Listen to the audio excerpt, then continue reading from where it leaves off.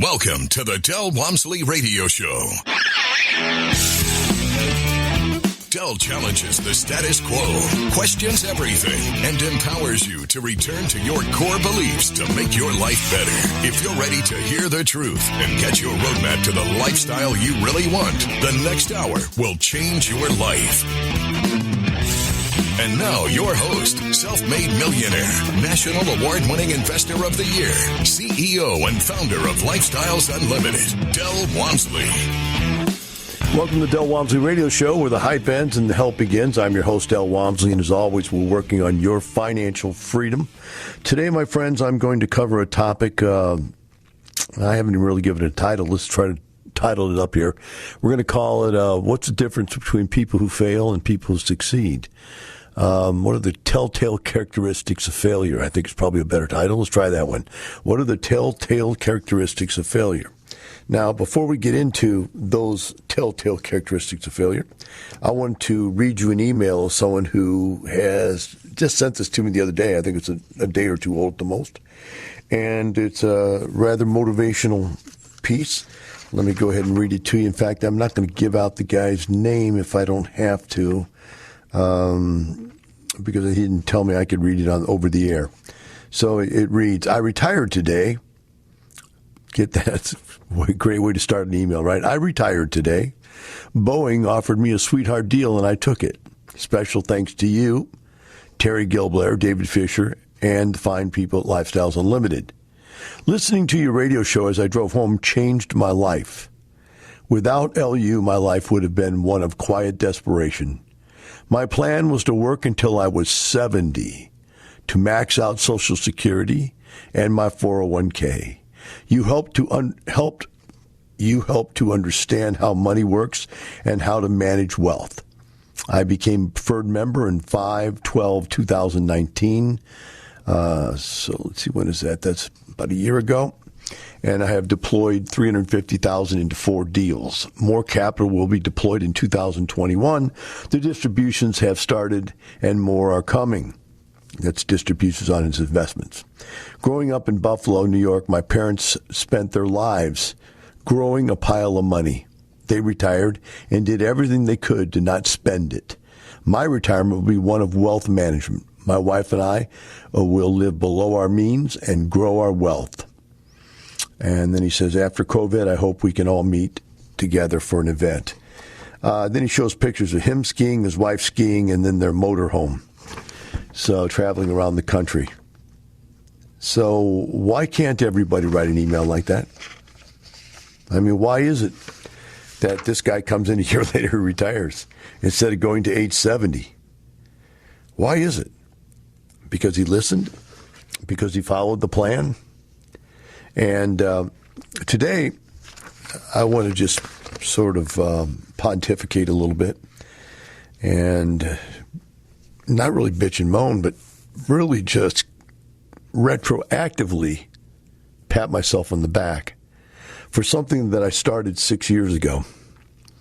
6 years ago, they hired a coach for the Texans, which is the Houston Texans football team, and his name was Bill O'Brien. 6 years ago, I watched this guy, and I never felt comfortable about him from the very beginning. Just his demeanor and the way he dealt with life, the way he dealt with people, his answers to questions. But I didn't condemn him the first year because, you know, there's a lot of coaches that just have really, I'm trying to think of a word I can say that's bad enough, yet is not bad enough to get me kicked off the radio. Let's start with something like asinine, if that's a word that's acceptable. If not, I'm going to get beeped or I'm going to get yelled at. But, I mean, the guy's just got, you know, many coaches have just got the most arrogant, backward personality that I've ever seen. And for some reason, they think being arrogant and mean and backward is what makes athletes work harder. Yet you see other coaches that are very successful that have great demeanors.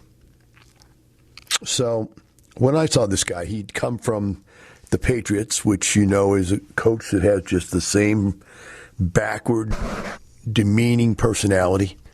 And so he took on that mantra, and just like he was that guy. He actually thought he was Belichick.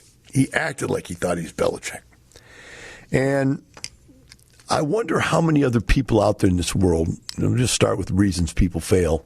I wonder how many other people out there in this world, you maybe, your friends, your relatives maybe, who grew up with someone around them that was a domineering, know-it-all piece of garbage that taught them everything in the world was about how hard you could push back and yell and scream and be tough and pound your chest. I wonder how many people come from that approach in life, that you just keep pushing and pushing and pushing. Because this guy, the coach here, Bill, he had no skills. Now, it's funny when you leave, how they remember, oh, he was a good guy, we really liked what he did, blah, blah, blah, blah. But about 4 days ago, after the Texans had just gone 0-4 for the third time, after they just went 0-4, the audience, the radio people, the callers, the call-in people for the radio, on every station were screaming for him to be fired. But what's interesting is, a year ago, everybody was screaming for him to be fired. What's even more interesting is 2 years ago, everybody was screaming for him to be fired. And yet they just keep giving him another chance, another chance, another chance. And I wonder how many people in life out there, you, yourself, your friends, your relatives, just keep giving old ideas that don't work another chance. There's an old saying that's really very common out there, and that is, if you continue to do the same thing and expect to get a different result, that's defined as insanity. Now, there's many variations of the same saying that just comes off right now as the easiest one to remember. But think about it. You do it, it doesn't work. You do it again, it doesn't work. You read 3 self-help books on how to be motivated, and you get more motivated, and it doesn't work. So then you read 3 self-help books on time management. You got to get more done. And you do more and more and more, and it still doesn't work. And Bill O'Brien's answer to every loss they had, no matter how stupid it was, the things he did, was, well, we've just got to play harder. We've got to coach better. And that leads me to another belief, right? Vince Lombardi said it best when he said, practice doesn't make perfect. Perfect practice makes perfect. And if you're practicing the wrong things, then you're going to fail. But Bill O'Brien had his theories. And in almost every other sport and every other coaching endeavor, if you have a terrible offensive line, you fire the offensive line coach and bring in one that can train up your people.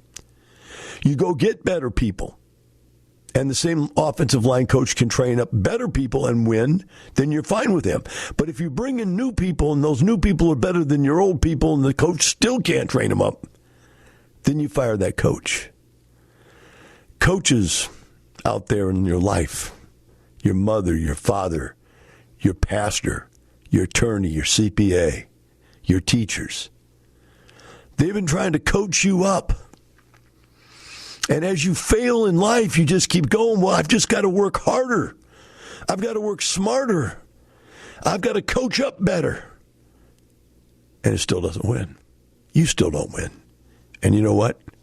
You're never going to win. You're never going to send me an email like that said, hey, I retired. Because it ain't going to work. Your system just isn't going to work. So starting 5 years ago, every case study, which was once a month, I'd get up in front of 300 people and go and tell jokes about Bill O'Brien. And I'd call him the 9-7 coach. The 9-7 coach. I said, it doesn't matter how many superstars he has on a team. Each team, they'd bring on new superstars, incredible people. If we only had this guy, we'd get him. 9-7. If we only had this quarterback, we got him. 9-7. This guy's a 9-7 coach. And I would suggest to you that you're probably in your life a 9 and 7 person. We'll take a short break. Be right back with the Del Walmsley Radio Show.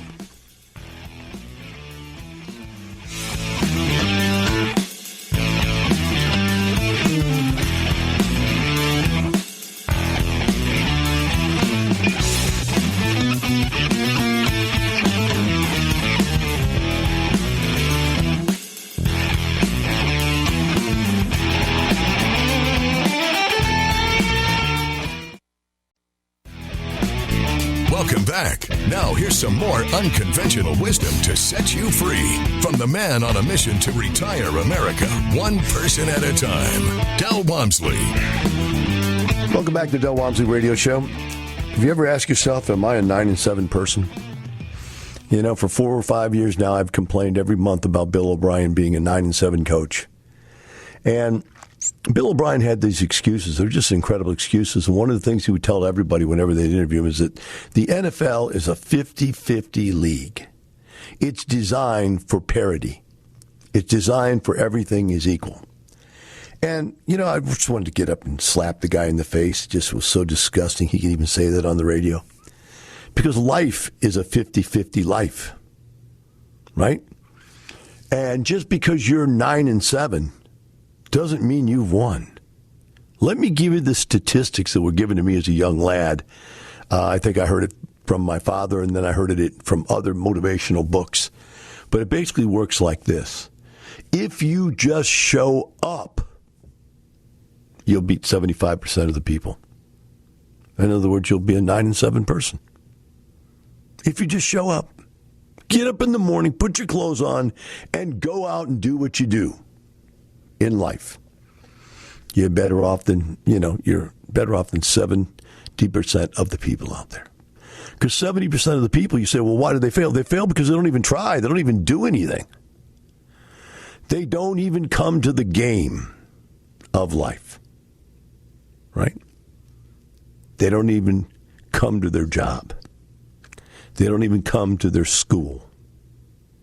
They don't even bring it to their marriage or to their raising their kids. They just don't bring it. Right? So you're better than 70% if you just bring it. Right? Now, if you show up and actually do what you're supposed to do, I mean, I'm not saying do it well, just do it. So if you're a football team, if you just show up and block and tackle, forget about being superstar athletes. We're not talking about winning the Super Bowl. We're not even talking about winning a divisional title. We're talking about not being 0-4. We're talking about being at least 50-50 or at least, and most people are at least 85%. If you made all the blocks you're supposed to make, and if you made all the tackles you were supposed to make, you're going to win 85% of your games. You're going to be an 85% person. 85 and 15, not 9 and 7. You say, well, that's not true, Del. All these people are superstars. That doesn't mean that they're all bringing it. That doesn't mean they're showing up. And that doesn't mean they're doing what they're supposed to do. If you were to really watch a football game and then talk to some of the people that play it, most athletes take a couple downs off. They get tired. I mean, playing for a long time, especially if one team is dominating the other team, you get tired. And so you cut your effort level. You try to just survive. You're not bringing it. And so you got a team not bringing it. Now, what do you think helps create motivation and momentum in life? Well, that's success. And the more success you have, the more motivation and hence momentum you have towards becoming even better. But if you don't show up, and if you do the wrong things, you don't do what your job is, then you're going to become a loser. And if being a winner is motivational and creates momentum, being a loser is demotivational and eliminates and or retards momentum. Now, a guy like Coach O'Brien doesn't understand that. He's an idiot. I'd say it to his face. he is a loser and an idiot. I've been saying that now for 5 years, so don't think I'm just jumping on his back right now. Anybody wants to call in.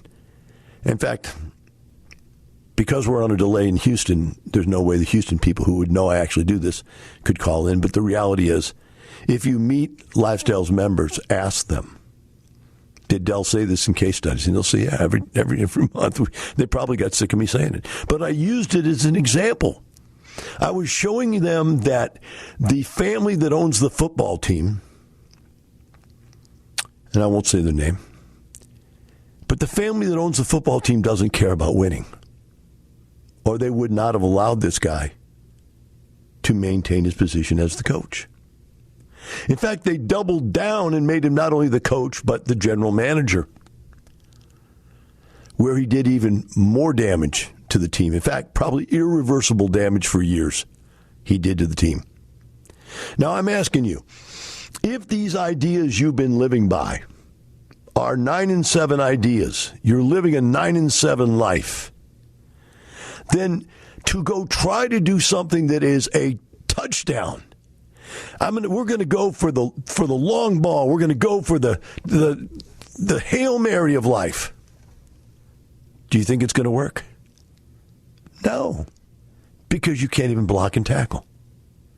That Hail Mary is going to break down because you can't even block and tackle right.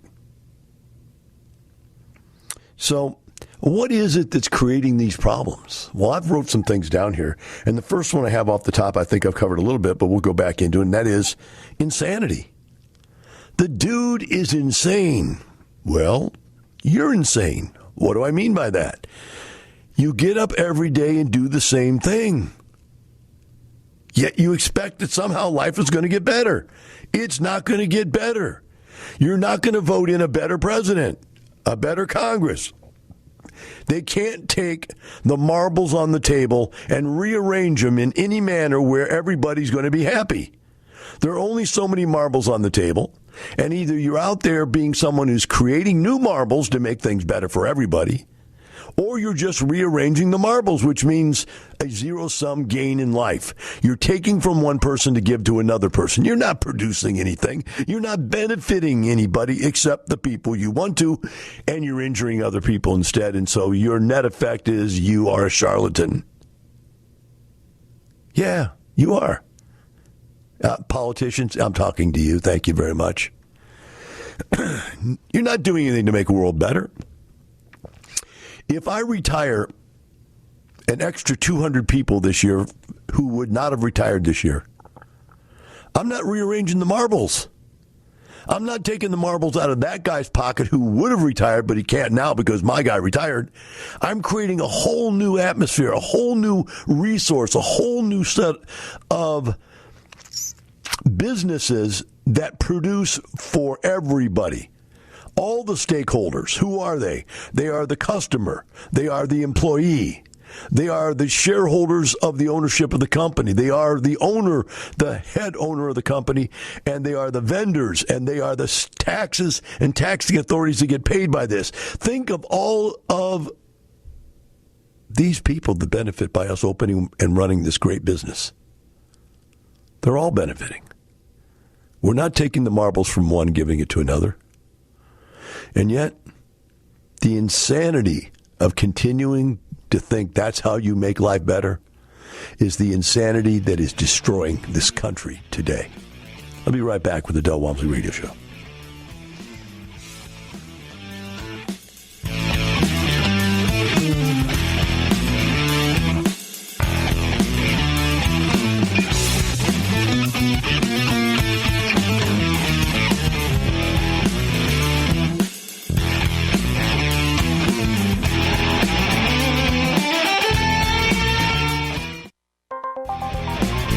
Welcome back. Now here's some more unconventional wisdom to set you free from the man on a mission to retire America, one person at a time, Del Walmsley. Welcome back to the Del Walmsley Radio Show. Today we're talking about why some people are 9 and 7 players. On the show, what was the name of the movie? I can't remember the movie, where it was about the football Never mind. It'll come to me later. The reality is that I've written down a couple of reasons why I think that people fail in life, and I'm paralleling it with the story that just happened this week where Bill O'Brien, the coach for the Houston Texans, got fired after 6 years of should have been fired every year he'd ever been here. And so, it just comes to the end and you wonder, why is it at the end? You look back and go, why did we keep this guy? When you can see position after position after position of failure. And one of the things that this guy did wrong, and which I think most unsuccessful people do, is that he let his ego get involved in his choice of people to surround yourself. One of the things you need to do if you're going to go on, and I talked about it, if you show up for the game, you're 75% there. If you just do your job, you're 85% there. But the next level then is you have to have the skill to be better than that, right? You have to have the skill. And if you go to the skill level equation, you talk about this. Your life success can only be as large as the accumulation of resources around you. And most importantly of those resources is other people. So I had bad people around me for years, and I just couldn't bring myself to get rid of them because they had started with me. And they were really bad. And finally I had to decide if I'm not going to stay small and stay inconsequential, I've got to go get good people, which means I got to get people better than me. But what happens is in life is we grow up with this theory that we're the best that there is. I don't know if I think it's our ego, to be honest with you, but I don't know for sure what it is. But maybe it's our ego. It could probably be ego either direction. I'll tell you what I mean by that. It could be ego in that we really truly believe we're the best at everything. And nobody can do anything as well as we do. And if we don't do it, it won't get done right. I mean, that's, a mantra we hear all the time. But it could be the other way around. It could be lack of self-esteem, knowing that if I bring in somebody better than me, they won't need me. They'll probably get rid of me. And so when you go to work anywhere, you just go into any convenience store, go into any fast food place. If you go to that fast food place and the manager of the fast food place is a black person, everybody in there's black. If the manager of that location is a Hispanic person, everybody in that location is Hispanic. If the manager of that location is Indian, everybody in that location is an Indian. I saw this when I was going to Wells Fargo, and I noticed that because Wells Fargo was predominantly supervised and managed by Indians, each location would be predominantly Indians, not American Indians, but Indians from India. But then I noticed that there was a slight difference. So you would see a little bit different selection. Like I went to one Wells Fargo and the manager was Asian. So the preponderance of people there were Asians. And it's only that people hire those people they understand, they can communicate with, and or at or below their stature in life. They don't want people better than them. Well, Bill O'Brien could not keep good people. And one of the things that he did was just his personality was, you have to be under my thumb. I am the holiest of holy. You can't talk at press conferences. You can't have opinions about life. You can't have anything other than what we call team talk, coach talk. And when they'd interview people, even people as brilliant as J.J. Watt, he'd give them coach talk. And I just, it used to bug the crap out of me because, you'd really like to ask those athletes, what did you think? Why did you have a great game or why did you have a bad game? You want them to tell you some inside stuff, right? They won't tell you anything. Coach talk. It's all the team. Well, how do you think you're going to do this year? I'm going to do the best I can to help the team. Well, do you think you're going to have a good year? You feel good? I always feel good as long as I'm helping the team. Now, you understand what I'm saying? This is ignorant stuff. But this is the way and the kind of people that coaches like Bill O'Brien want. They want patsies for their team. Not somebody can stand up and tell you something's wrong. I mean, I've had knockdown dragouts with some of my employees, not in a mean way, but in the way of, I don't agree with you, Del. And I go, okay, let's go through it. Let's hunker down. And I call it fight about it, but really it's just argue, negotiate, get across your ideas. But if you don't do that, you're never going to get to the winning team. And more importantly, you got to hire people that are better than you. I have people in positions at this company that do things I can't even tell you how to do it. I can't even tell you how they do it. I have no idea how they get done, but they get done very, very well. And luckily I have a executive vice president that is from corporate America, so she knows how to hire those kinds of people. And she and I can at least together communicate and go, I don't think we're getting the result we need. Let's get somebody else. Or, man, that's great results. Or, hey, let's just give them some new ideas and let's try a different plan. But you have to have better people. Now, one of the things that keeps people from having better people is greed. I want all the marbles. Remember we talked about the marble distribution a minute ago? I want all the marbles. And so to get somebody that is good enough to replace you and to allow you to expand your circle of influence, is what Tony Robbins calls it, to be able to expand the size of the world that you were able to control, you have to have people better than you. But you can't get those people for nothing. You know, a guy told me something way back when I first started working. I'd go in the health club and I'd go, gosh, these people that we have are idiots working for us. And on and on and on. I was always complaining that guys just didn't care. They didn't work hard enough. They're all muscle heads. You know, they just had no business sense, blah, blah, blah, whatever my complaint was. And my boss would just sit there and stare at me and listen to me. And then he'd go, okay, shut up. And then he'd say, look, if these people were any better, Del, I wouldn't need you. Be thankful these people aren't better than you. And you know, that kind of mindset was what kept that company down and eventually what made it go bankrupt. And bankrupt after I left, but I'm not saying it was because of me, but I'm just saying it was kind of thought process that bankrupt that company was. You can't have really good people or you'd have to pay them. Or they might, if they were that good, leave and go open their own business. I have a saying at Lifestyles, and I have forever, is that a couple of things are very important. One of them is that if you're here 5 years from now, after being around a company that teaches people to retire in 5 years or less, and you're inside of that company and you're here after 5 years, then one of two things is true. One, you really shouldn't be here because you really don't know what we do because you're not doing it. Or two, if you have been doing it while you've been here, then you should be rich. And because you're now rich because of what you learned here, you only have the reason to stay is because you want to teach. And you might hear the complaint now and then, well, I've been here for 10 years. Why don't I get a raise? I go, there are no raises at Lifestyles. There's no such thing as a raise at Lifestyle. Right? Why? Because you can only work 8 hours a day. If you work more than that, I'll fire you. So we can't have more of your time. We're assuming you're already giving us the best of your time, the smartest part of your brain to come to work with. So nothing ever really gets better. Go, well, I am worth more now than I was when I first started. Go, yes, you are worth more, but the job you're doing is not.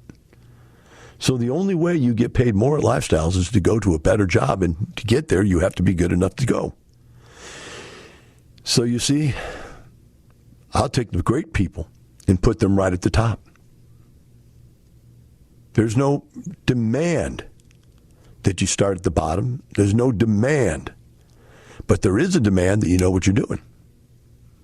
And there is a demand that if you're going to be here, that you know how to help other people do what they need to learn to do. And so I can hire very, very, very strong people way stronger than myself, because they're not out there wanting to start their own business. So look, you're going to lose by one of two ways. You're going to have people that are not smart enough to own their own business, and hence you got losers. Or you're going to have people that are smart enough to have their own business, but just would rather be retired and work at a job that they enjoy doing, helping other people. Now that works in every business. You don't have to have people that want to make a career out of it. Even at the kid level, where you hire high school kids, you can make it be fun to do whatever it is they do, let them get paid minimum wage or whatever they're getting paid, and they know that it's not going to be a career. But the smart ones are there because they want to be. We'll be right back with the Del Walmsley Radio Show.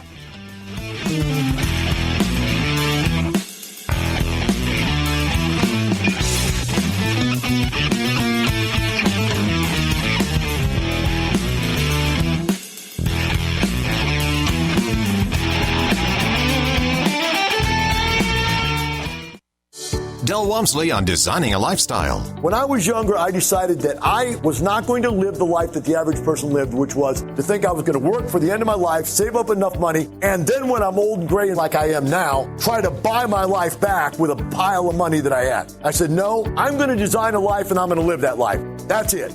Period. Are you ready to design your life? Learn how at Lifestyles Unlimited's live online free workshop. Register at lifestylesunlimitedworkshop.com. Welcome back. Now here's some more unconventional wisdom to set you free from the man on a mission to retire America, one person at a time, Del Walmsley.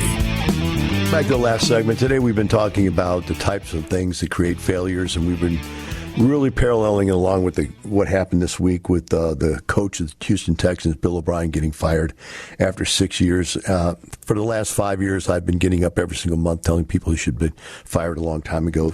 Because why? Because his attitude. He's a 9-7 player. He believes that 9-7 is good. He believes that it's a 50-50 world, that if you beat 50%, if you're better than 50% of the people, you're something. And that's just not the kind of guy that's going to create a Super Bowl ring. There's no way. The guy's been wrong for 6 years. He's been wrong the second I heard him talk, the first time I heard him speak. So we've been going over today the things that he does wrong and the things that most people do wrong. I'm going to go to the next one right now, and that is to have no plan or the wrong plan. Bill O'Brien has the wrong plan. He has absolutely no idea what he's doing. I've never seen a coach that had a worse offensive game plan ever. He has a terrible defensive game plan. He's got great players in different parts. For the 6 years he's been here, he's gone through massive number of superstars. He just can't play. He can't set up a game plan that works. And over, people have pointed this out. They've known that for 6 years. His game plan doesn't work. It's the wrong plan. So here you are in life. You've got the wrong game plan.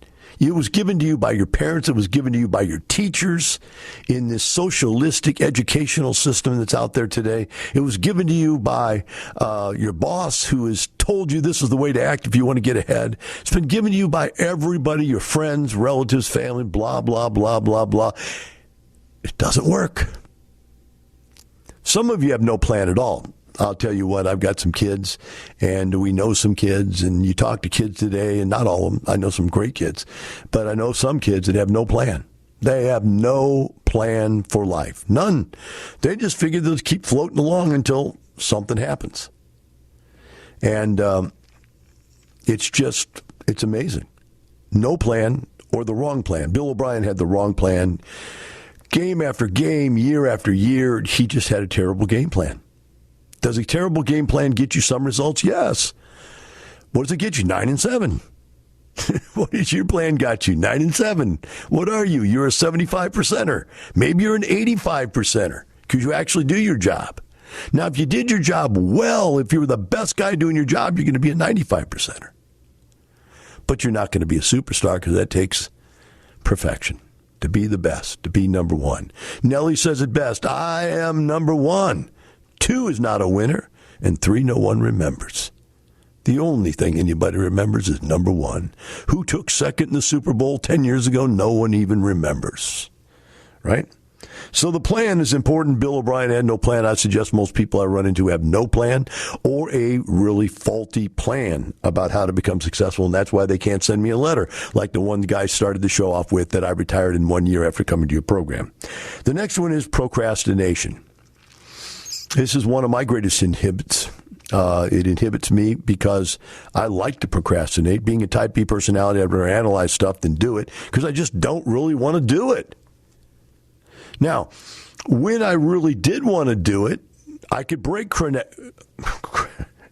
procrastination. Sorry, they worked earlier today. I could break through procrastination with desire. You know, you can sit there and have a perfect plan, be in perfect health, be very smart, and still fail because you just won't take action. You just won't get out there and do that.